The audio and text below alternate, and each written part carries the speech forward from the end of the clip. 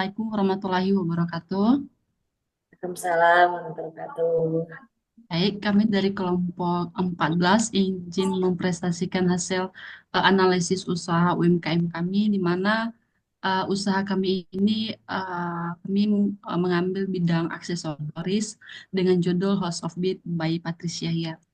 Dan terus kami dari kelompok 14 terdiri dari barang kota yang pertama, ada Kak Agus Khairuddin, terus ada saya sebagai Siti Marizai, dan ada Kak Iman Putri Mei Tilambanua, dan yang terakhir ada Kak Asri Ayuningsih.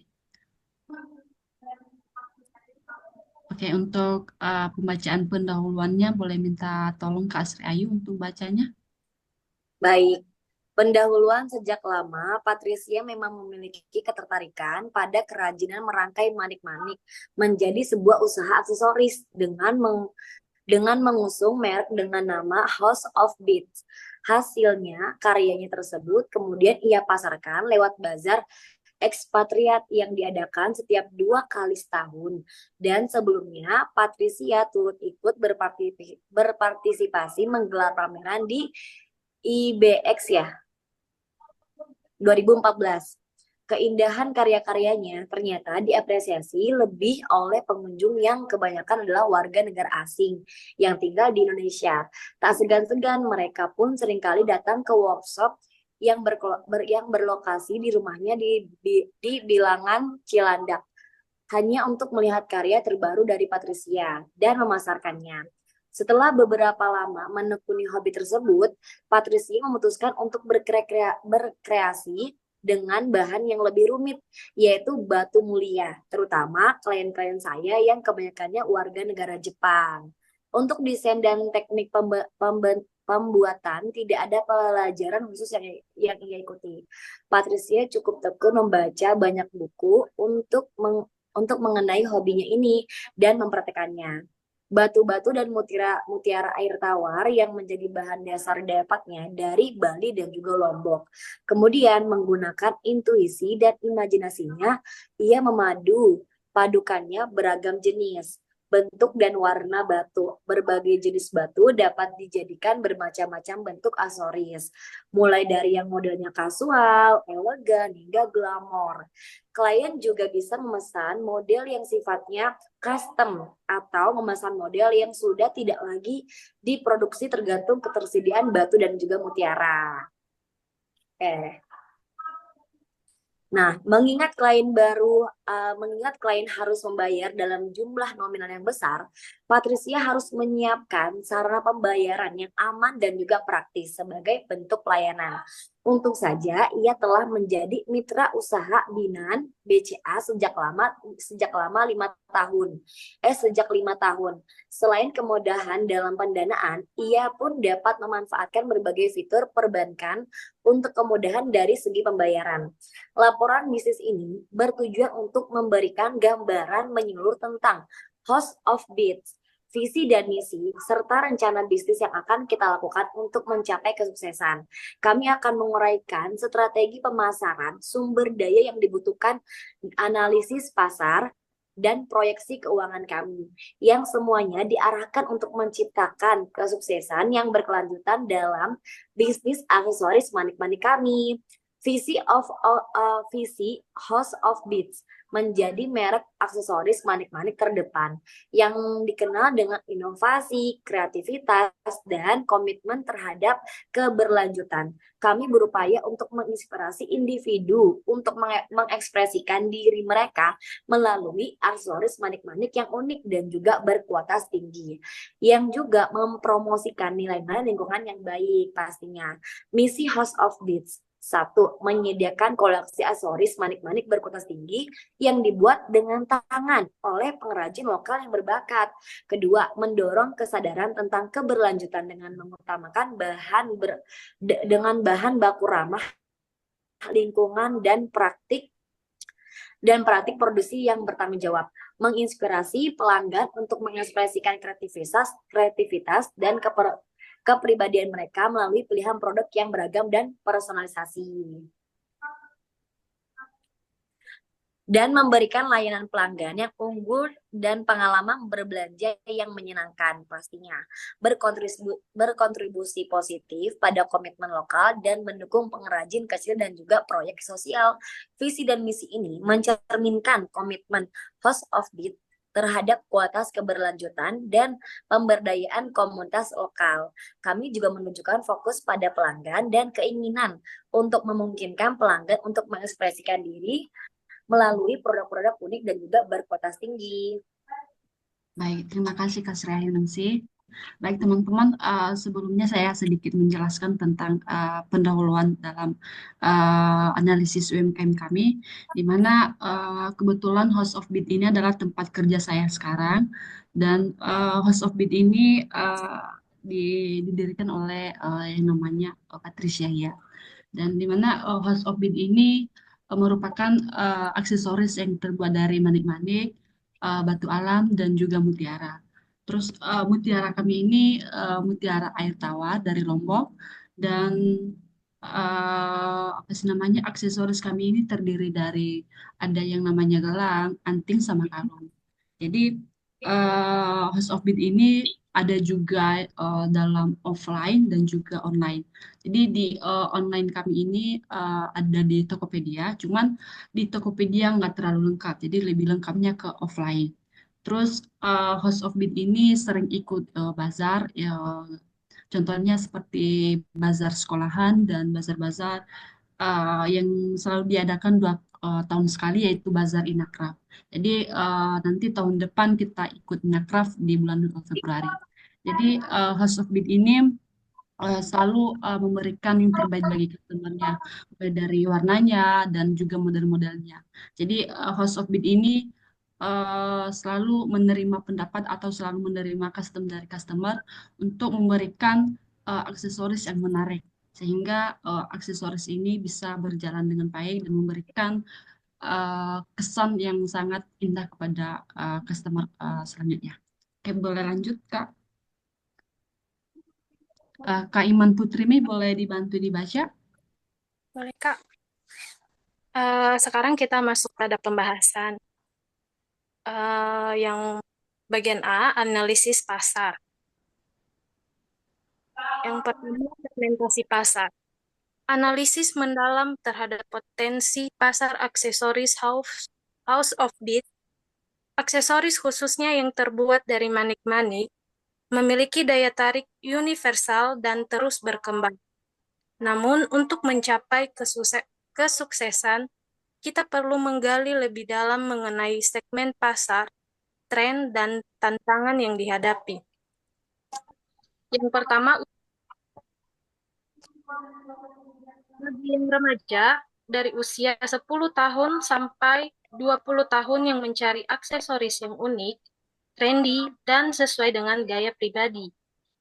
Kemudian, dewasa muda dari usia 20 sampai 40 tahun ini lebih tertarik pada aksesoris yang elegan, minimalis, atau yang mencerminkan kepribadian mereka. Yang ketiga, dewasa. Ini mulai dari usia 40 sampai 60 tahun, memilih aksesoris yang berkualitas, tahan lama, dan cocok untuk berbagai acara. Kemudian, geografis, menargetkan konsumen di berbagai wilayah, termasuk pasar luar negeri. Penjualan produk telah mencapai pasar internasional, menunjukkan keberhasilan dalam segmentasi geografis. Kemudian gaya hidup. Yang pertama bohemian, ini menyukai aksesoris dengan desain yang bebas. Kemudian warna-warni dan juga berlapis. Yang kedua minimalis, lebih menyukai aksesoris dengan desain sederhana, warna netral, dan bahan berkualitas tinggi. Kemudian klasik, ini memilih aksesoris dengan desain timeless, elegan, dan terbuat dari bahan yang bernilai. Kemudian kepribadian, yang pertama ekspresif. Suka aksesoris yang mencolok dan menjadi pusat perhatian. Yang kedua, sopan. Ini lebih memilih aksesoris yang sederhana dan tidak terlalu mencolok. Yang ketiga, kreatif. Menyukai aksesoris yang unik dan dibuat dengan tangan. Oke, terima kasih Kak Iman Putri Megula. Teman-teman di sini host of Bid ini masih namanya memiliki segmentasi pasar di mana pasar house of Bid ini selalu masuk dalam apa sih namanya lebih ke apa sih namanya ke luar negeri ya. Jadi uh, kalau kita ikut bazar lebih ke orang luar negeri sama bule-bule. Terus untuk host of Beat ini dia nggak menuntut umur, jadi lebih ke apa sih namanya dari anak muda, anak-anak dan bisa juga orang dewasa. Di sini tadi sudah dijelaskan bahwa mulai dari usia 10 tahun sampai 20 tahun. Dan ada juga sih sebenarnya dari 5 tahun ke bawah sampai ke 10 tahun. Cuman saya belum masukin. Terus untuk dewasa anak muda dari usia 20 sampai 40 tahun. Jadi dia lebih tertarik ke aksesoris yang elegan dan memiliki kepribadian yang mereka miliki gitu, lebih ke sederhana.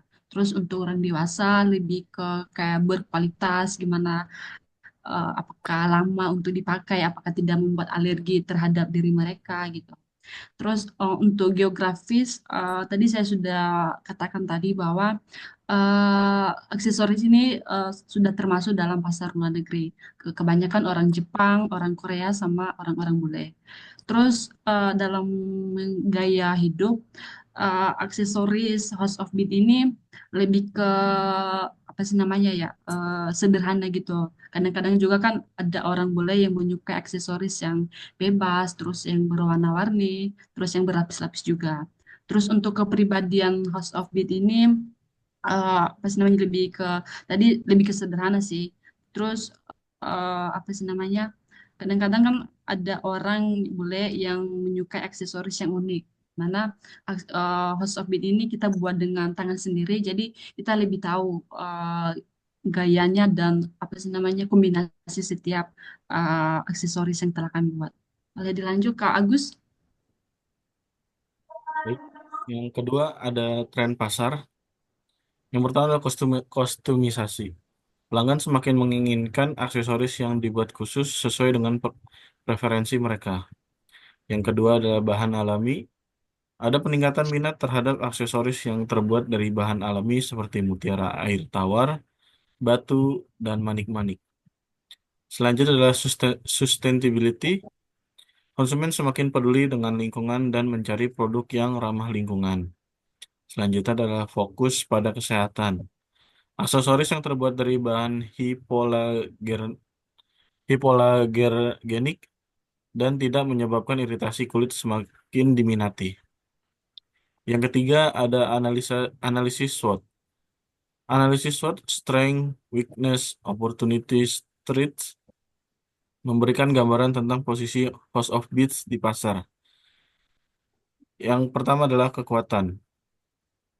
Memiliki variasi produk yang beragam dan kualitas tinggi. Yang kedua, kemampuan untuk beradaptasi dengan tren pasar. Yang kedua adalah kelemahan. Kelemahan dari House of Peace adalah promosi yang masih sederhana dan kurang agresif. Selanjutnya adalah persaingan yang sangat ketat dari produk serupa. Yang ketiga adalah peluang.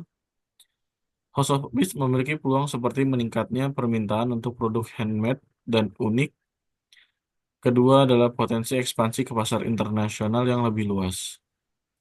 Yang terakhir adalah ancaman. Ancamannya adalah yang pertama adalah perubahan selera konsumen yang sangat cepat. Yang kedua adalah fluktuasi harga bahan baku yang dapat mempengaruhi biaya produk. Jadi, House of Beats memiliki potensi besar untuk berkembang di pasar aksesoris manik-manik dengan menerapkan strategi pemasaran yang tepat. Dengan terus berinovasi dan memanfaatkan saluran distribusi digital, mereka dapat menjangkau lebih banyak konsumen baik di dalam negeri maupun luar negeri. Namun, tantangan seperti persaingan dan perubahan selera harus dikelola dengan baik untuk memastikan keberlanjutan usaha ini. Baik, lanjut ke Agus. Biar saya yang baca lagi ya tentang analisis finansial atau biaya cost of bid.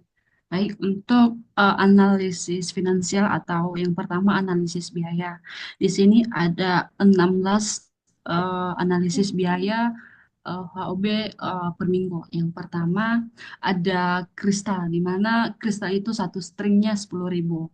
Jadi setiap satu minggu kita beli satu string dengan harga 10.000. Terus untuk beadsnya dengan apa sih namanya pack ya, satu pack gitu satunya 10.000. Terus untuk mutiara air tawar satu stringnya itu 30.000. Terus untuk perbatuan, di mana perbatuan ini setiap satu string. Jadi setiap satu string batu itu harganya 22.000. Terus untuk Swarovski-nya, kalau Swarovski-nya dalam pack, tapi nggak banyak dianya, cuma ya sekitar 20 biji gitu. Jadi harganya satu pack itu 22.000. Terus untuk mutiara Jepangnya ada 22.000. Terus untuk lobsternya satu pack gitu 22.000 juga. Dan magnetnya itu satunya 5.000 satu piece gitu. Terus untuk wire-nya di sini kita pakai wire yang 03 sama 05. Jadi setiap satu wire itu ada harganya sekitar 5.000. Jadi untuk duanya sorry, untuk setiap satu harga wire itu 3.000. Jadi untuk yang duanya 6.000. Terus untuk pembatas gelang atau kalung setiap satu peg itu harganya 3.000. Terus untuk jam ring yang 6 mili harganya 5.000 juga. Dan stopper harganya 5.000 juga. Dan kare gelang yang 0,8 satunya 7.000. Terus untuk plastik packingnya satu piece 6.000, jadi kita buat 40 piece, jadi sekitar 24.000 semuanya. Terus untuk kotak packingnya setiap satunya 5.000, jadi kita buat 40, jadi 20.000. Dan stiker logonya sekitar 1.000 rupiah. Kita buat 40, jadi harganya 4.000. Jadi untuk apa sih namanya harga atau jumlah pengeluaran HOB per minggu sekitar 224.000 rupiah. Terus untuk tiap PO atau tiap PO per minggu dalam HOB sekitar 40 unit tadi. Terus tiap bulan atau 4 minggu kita jual tuh sekitar 160 unit, dan biaya bahan bakunya tadi 224.000. Jadi kalau dikali dalam 40 unit sekitar, kalau dibagi sekitar 5.600 gitu per harganya. Jadi biaya bahan baku per bulan dalam 160 piece itu sekitar 896.000 rupiah. Oke, boleh dilanjut. Terus untuk biaya atau kebutuhan modal dalam HOB ini, yang pertama ada biaya tetapnya. Yang pertama ada Polurus, di mana Polurus itu kita belinya dua, sekitar harganya 15.000. Jadi yang duanya itu 30.000. Dan meteran ada dua, harganya 8.000. Jadi yang duanya itu 16.000 rupiah. Terus untuk pemotong ada dua, sekitar 10.000, jadi 20.000 rupiah. Dan pemutar ada dua, sekitar 28.000, jadi 56.000. Jadi total 122.000 rupiah. Untuk bahan baku satu bulan HB itu 60.000, sorry, 160 unit. Jadi setiap satu harga itu 5.600. Jadi kalau dikali tadi udah dibahas di atas, untuk per unitnya jadi 896.000 rupiah. Untuk biaya tenaga kerjanya ada 5 orang, setiap satu bulan 400, setiap satu orang biaya tenaga kerjanya. Jadi kalau satu bulan 2.000.000 rupiah.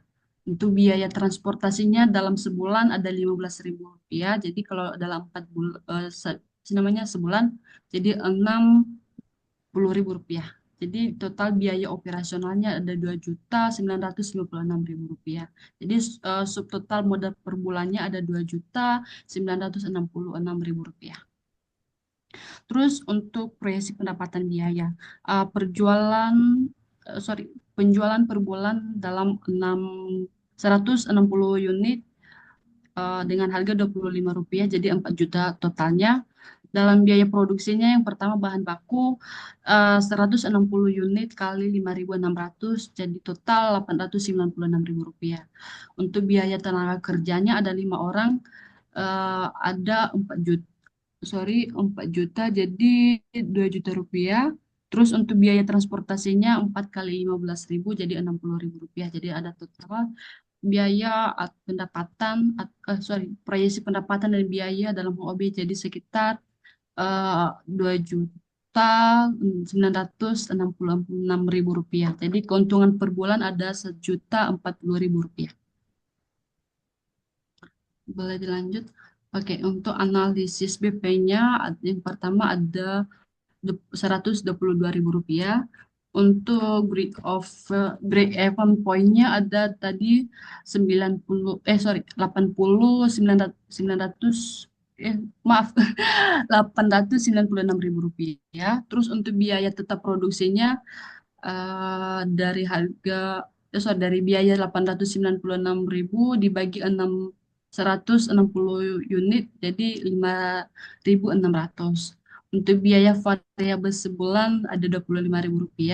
Biaya variabel per unit harga jual sama per biaya variabel per pasang. Harga jual per pasang yaitu 25.000, di mana 5.600 kali 2 jadi total 11.000. Margin kontribusi per pasang Rp25.000 dan sampai 11.200 jadi total 13.800. Untuk BP unitnya biaya tetap atau harga per pasang sama atau biaya variabel per pasang 122.000 atau 25.000 kurang 11.200 jadi 9 unit. Terus untuk BP rupiahnya ada 25 kali 9 unit jadi total 225 unit. Jadi berdasarkan perhitungan BP unit dari BP rupiah, gelang kalung, anting, dan lain-lain HOB menjual sebanyak 5 unit dengan jumlah 225.000 untuk mendapatkan titik impas. Di mana dengan modal awal 2.960.000 per bulan menghasilkan sebanyak 160 unit per bulan dengan harga penjualan 22.000 per unit. Maka yang pertama perkiraan pendapatan per bulan 25.000 kali 160 unit sama dengan 4 juta. Terus untuk perkiraan pendapatan per bulan 4 juta kali 12 sama dengan 48 juta. Untuk unit penjualan per tahun 160 unit kali 12 bulan sama dengan 1.920 unit. 960 unit. Sorry, 1.920 unit. Untuk modal 1 tahun pertama 2.966.000 kali 12 bulan sama dengan 35.592.000. Untuk keuntungan per tahunnya di sini ada 48 juta kurang 35.592 sama dengan 12.408.000. Boleh dibantu Kak Sri Ayuningsih?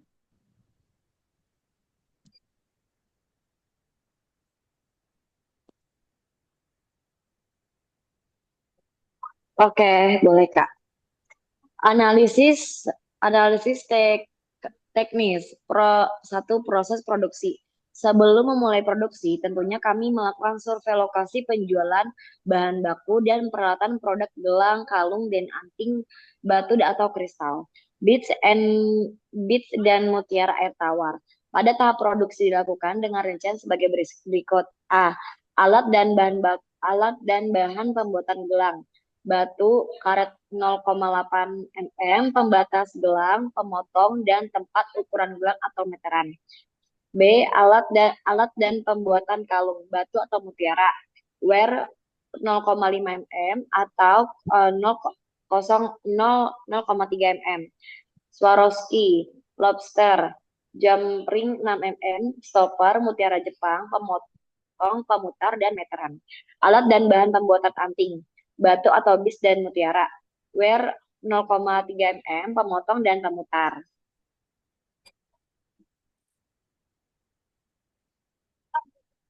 Gelap. Oh nih. Pelurus mutiara dan mutiara Jepang. Proses Oke, pembuatan produksi. ah, sorry, Oke. saya mau mulai. Untuk proses pembuatan produksinya ini agak rumit ya, jadi saya coba bantu. Iya. Oke, yang pertama proses pembuatan gelang batu. Dimana yang pertama kita harus cuci tangan dulu, terus yang kedua kita potong karet gelang yang ukuran 0,8 mili sesuai dengan ukuran tangan. Terus kita masukin batu dengan perlahan dan setelah kita memasuki setelah kita memasuki batu dalam karet tersebut, kita ukur lagi gelang tersebut dengan meteran atau ada tempat ukuran batu khusus pembuatan gelang.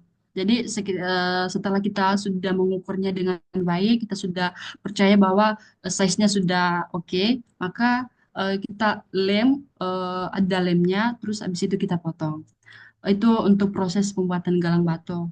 Terus untuk proses Oke. pembuatan kalung, ini, yang pertama kita ambil wire yang 0,3 yang agak tipis, terus kita rangkai dengan cara menyulam sehingga menjadi bulat. Jadi kita harus menyulam supaya dia menjadi bulat. Jadi setelah menjadi bulat nanti kita lilit di samping wire yang kita bulatkan tadi dengan mutiara kecil-kecil. Jadi setelah kita nyusun atau melilit lingkaran tersebut, eh, kita ambil lagi wire yang 0,5 untuk membuat kalung yang panjang sehingga nanti dengan bulatan tersebut sebagai kombinasi atau sebagai apa sih namanya ya sebagai pendant gitu loh supaya kayak lebih menarik kalungnya. Jadi di sini ada caranya atau fotonya.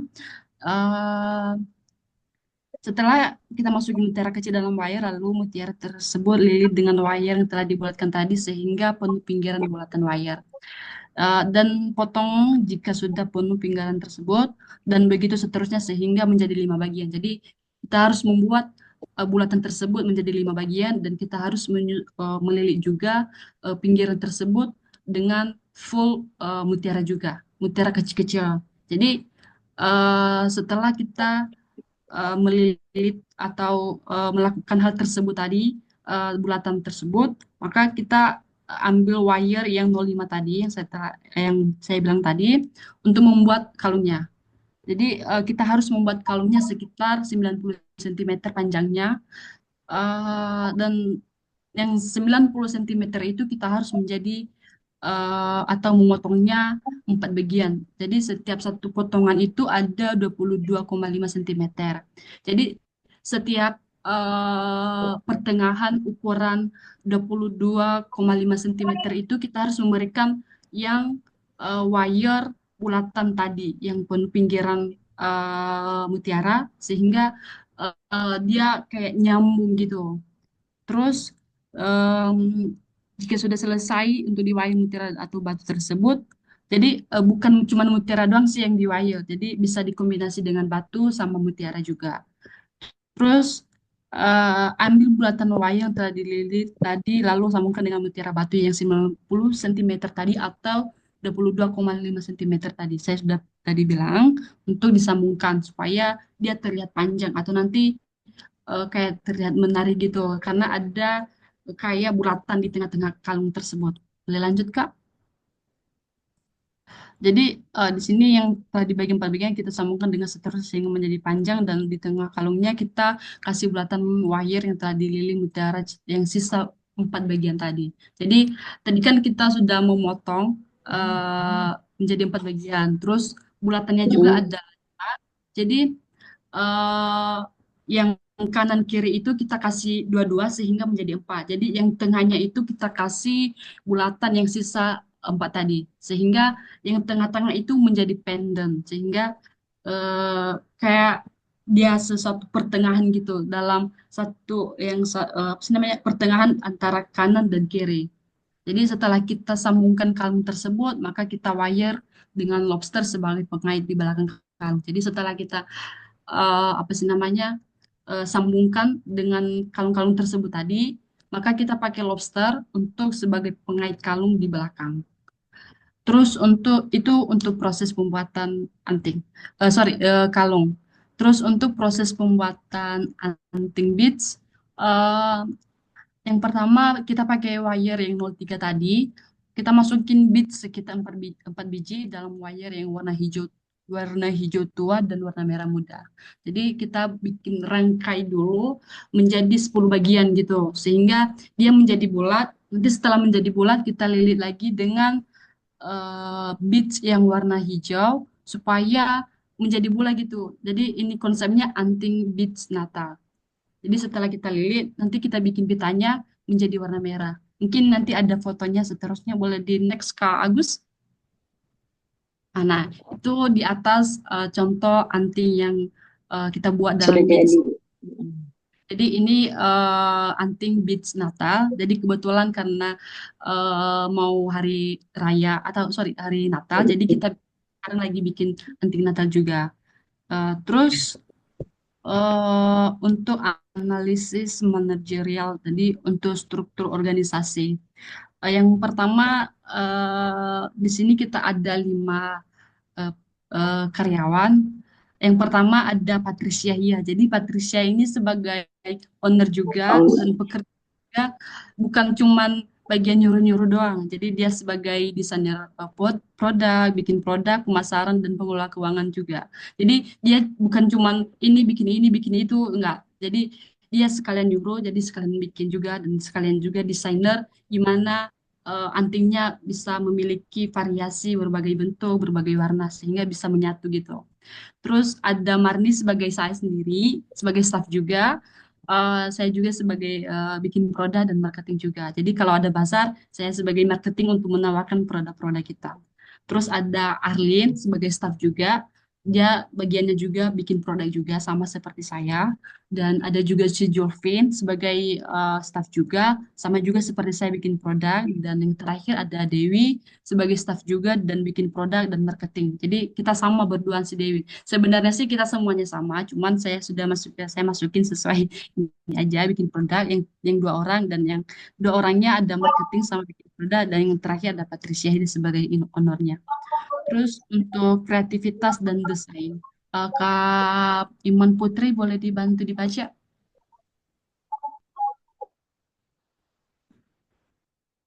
Kreativitas dan desain. Pertama, pemahaman tren. Patricia Hia, manajer atau owner HOB, selalu update dengan tren mode dan perhiasan terbaru, di mana ini melibatkan untuk mengikuti pameran mode, media sosial, dan platform e-commerce. Yang kedua, desain produk, menciptakan desain produk yang unik dan menarik. Lanjut, Kak.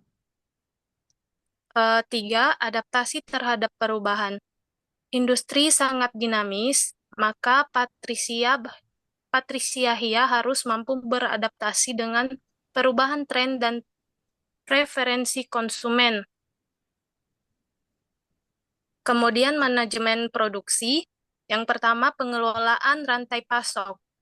HOB memastikan ketersediaan bahan baku berkualitas dengan harga kompetitif. Yang kedua, kontrol kualitas. HOB menjamin setiap produk yang dihasilkan memenuhi standar kualitas yang telah ditetapkan.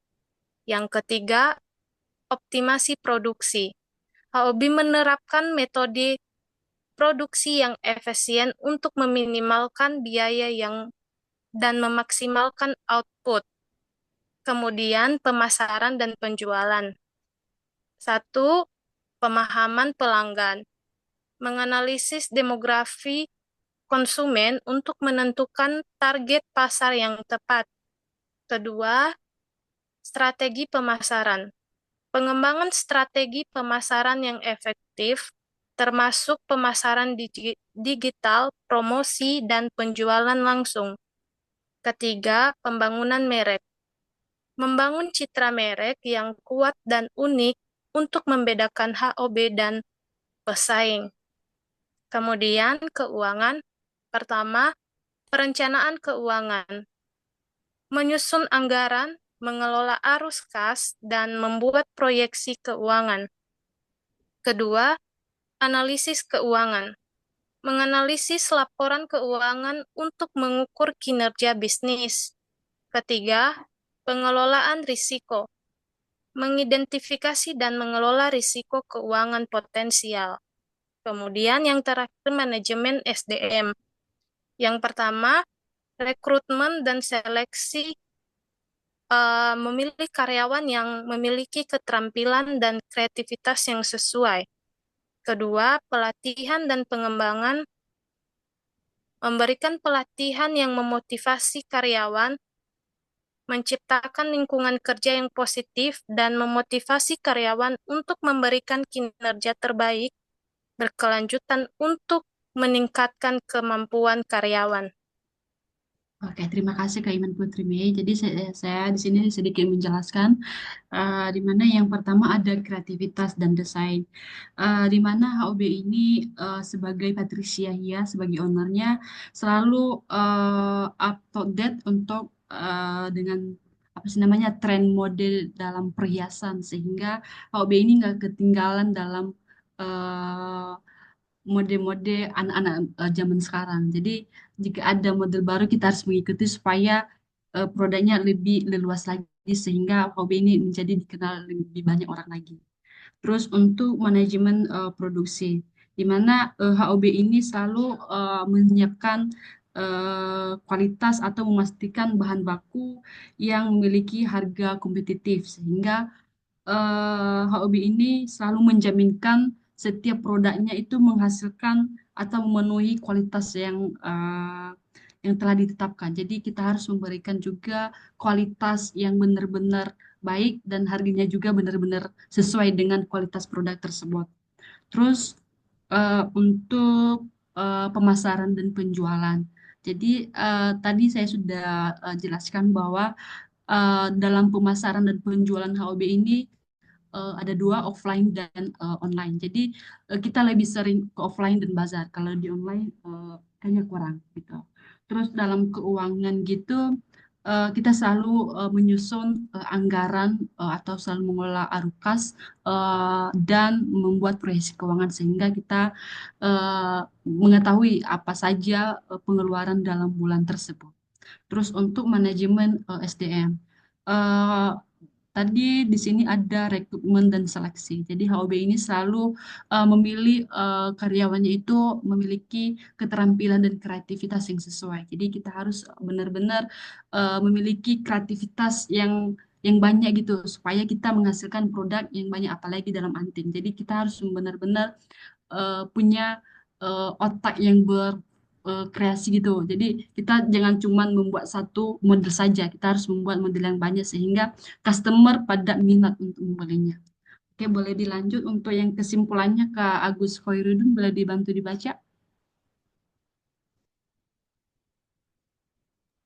Baik, untuk kesimpulannya adalah House of Beats adalah sebuah merek yang identik menggunakan aksesoris unik dan berkualitas tinggi yang terbuat berdasarkan manik-manik. Berdasarkan analisis yang sudah dilakukan, berikut merupakan beberapa konklusi primer tentang House of Beats. Yang pertama adalah kekuatan utama House of Beats. Kualitas produk. House of Beats dikenal menggunakan kualitas produknya yang sangat baik, memakai bahan-bahan berkualitas dan proses produksi yang teliti. Yang kedua ada desain yang unik. Merek ini memiliki bentuk desain-desain aksesoris yang unik dan menarik. Sebagai akibatnya, bisa membedakan diri berdasarkan pesaing. Yang ketiga adalah fleksibilitas.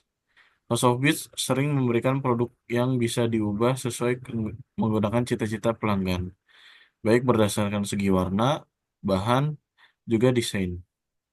Yang keempat adalah potensi pasar yang luas.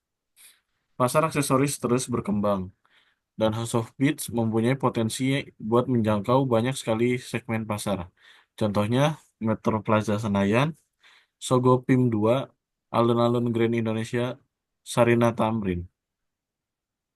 Yang kedua adalah peluang pengembangan. E-commerce memanfaatkan platform e-commerce buat menjangkau pasar yang lebih luas dan menaikkan penjualan. Selanjutnya adalah kolaborasi. Bekerja sama menggunakan desain influencer atau merek lain buat membentuk produk kerjasama yang menarik. Yang ketiga adalah personalisasi, menawarkan layanan personalisasi yang lebih mendalam untuk memenuhi kebutuhan pelanggan yang semakin spesifik. Selanjutnya adalah sustainability, mengadopsi praktik usaha yang berkelanjutan, misalnya memakai bahan-bahan ramah lingkungan dan menghasilkan secara bertanggung jawab. Yang ketiga adalah tantangan yang mungkin dihadapi. Yang pertama yaitu persaingan. Industri aksesoris sangat kompetitif. Sebagai akibatnya, House of Beats perlu terus berinovasi buat permanenan relevan.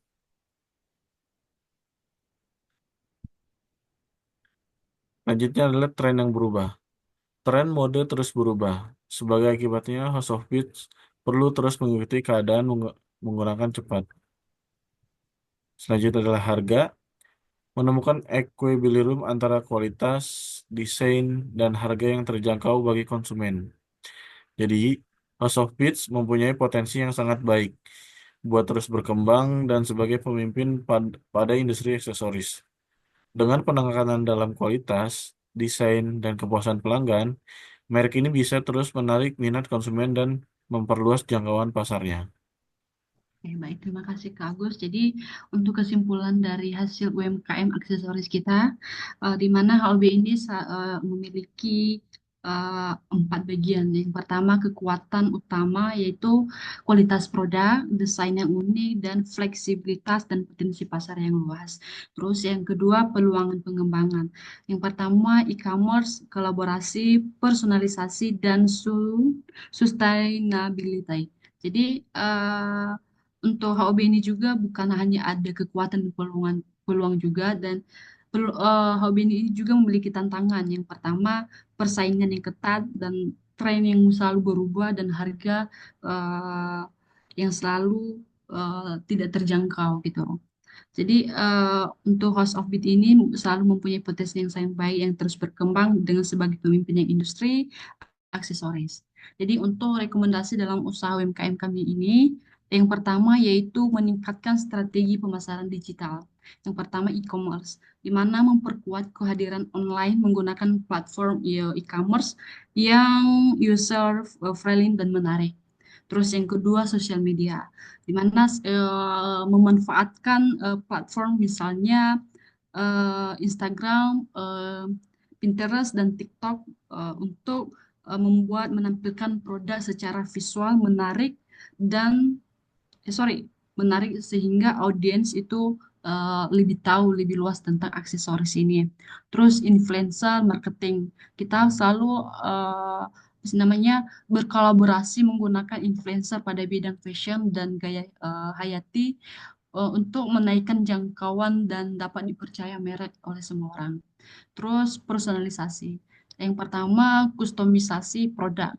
Tawarkan opsi kustomisasi produk supaya pelanggan merasa lebih terlibat dalam produk dan terasa lebih eksklusif. Terus yang kedua, program loyalitas, di mana memberikan reward pada pelanggan setia buat menaikkan hegemon dan retensi pelanggan. Terus yang ketiga yaitu pop-up store, di mana diselenggarakan pop-up store pada lokasi strategi buat menaikkan visibilitas merek dan menaruh pengalaman belanja yang unik. Terus yang keempat yaitu event dan workshop, di mana ada eh, kita selalu apa sih namanya bagusnya kita mengadakan workshop pembuatan aksesoris atau event fashion buat melibatkan pelanggan secara eksklusif dan memberikan komunitas. Terus boleh dilanjut Kak. Bagian B yaitu mengoptimalkan pembiayaan. Yang pertama, diversifikasi penjualan. di selain penjualan produk jadi, pertimbangkan buat menjual bahan standar atau kita pembuatan aksesoris buat menjangkau audiens yang lebih luas. Terus yang kedua, kerjasama menggunakan supplier, di mana menegosiasikan harga yang lebih baik, menggunakan supplier buat mengurangi porto produksi. Terus yang ketiga, manajemen inventaris, mana optimalkan manajemen inventaris buat menghindari kelebihan stok yang mengikat modal. Terus yang keempat, eksplorasi sumber pendanaan, di mana apabila diperlukan, pertimbangkan opsi pendanaan misalnya pinjaman bank, investor, atau co-forwarding. Terus ada C, yaitu meningkatkan efisiensi operasional. Yang pertama, otomatisasi atau gunakan teknologi buat mengotomatiskan proses produksi yang berulang, misalnya pengemasan atau pelabelan. Terus ada yang kedua, outsourcing, di mana mempertimbangkan buat mengoutsource beberapa kegiatan non-core, misalnya produksi bungkus atau pengiriman buat penekanan dalam aktivitas inti bisnis. Terus yang ketiga, analisis data. Kita menggunakan data buat mengidentifikasi area yang perlu eh, pemugaran dan mengoptimalkan proses produksi. Yang keempat, pelatihan karyawan. Memberikan pembinaan pada karyawan buat menaikkan keterampilan dan produksi mereka. Terus bagian D, fokus dalam berkelanjutan. Yang pertama, bahan yang ramah lingkungan, di mana kita harus menggunakan bahan-bahan ramah lingkungan dan siklus ulang buat menarik konsumen yang peduli terhadap lingkungan. Terus yang kedua, kemasan yang ramah lingkungan.